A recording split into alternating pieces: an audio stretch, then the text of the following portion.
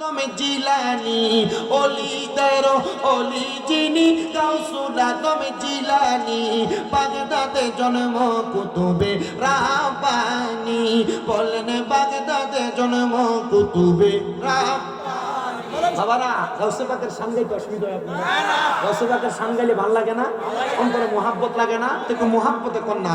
এই কারণ আল্লাহ হাবিব সাল্লাল্লাহু আলাইহি সাল্লামের ঘোষণা যিকরুল আমবিয়াই মিনাল ইবাদা ওয়া যিকরুস সালিহিনা কাফারা। নবীদের জিকির করলে ইবাদত হয়, ওলিদের জিকির করলে গুনাহ মাফ হয়। মোহাব্বতে আউলিয়া কেরামের শান করেন। ওলিদের ওলি যিনি গাউসুল আজম জিলানি ওলিদের ওলি যিনি গাউসুল আজম জিলানি বাগদাদে জন্ম কুতুবে রাব্বানি বলেন বাগদাদে জন্ম কুতুবে নি। হাইরে তোমার কাঁধে নবীজির কদম, সব অলিদের কাঁধে তুমি গাউসের কদম। বলেন তোমার কাঁধে নবীজির কদম, সব অলিদের কাঁধে তুমি গাউসের কদম।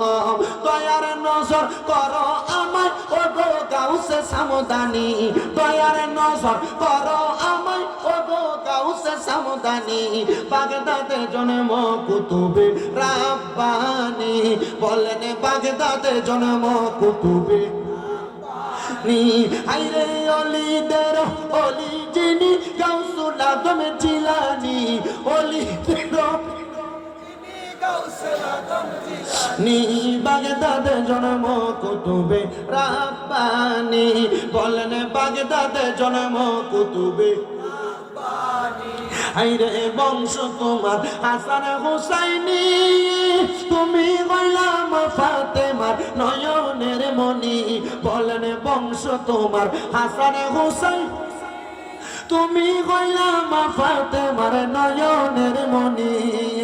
মুর্দা করো জিন্দা করো ও গো গাউসে সামদানি, মুর্দা কলব জিন্দা করো ও গো গাউসে সামদানি বাগদাদে জন্ম কুতুবে রাব্বানি বলেন বাগদাদে জন্ম কুতুবে রাব্বানি। আল্লাহ যেন কবুল করে, জোরে কোন আমিন। আউলিয়া কেরামের সোহবতে আউলিয়া কেরামের কাছে গেলে আল্লাহ তাআলা বান্দারে মাফ করে, গুনাহ মাফ করে, হায়াতে বরকত দেয়, রিজিকে বরকত দেয়।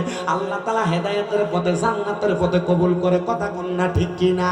কারণ আমরা সুন্নিদের বিশ্বাস আউলিয়া কেরামের পথটা ইহদিনাস সিরাতাল মুস্তাকিম পথ, সহজ এবং সরল পথ। কথা কোন না ঠিক কি না? তো বাবা আমার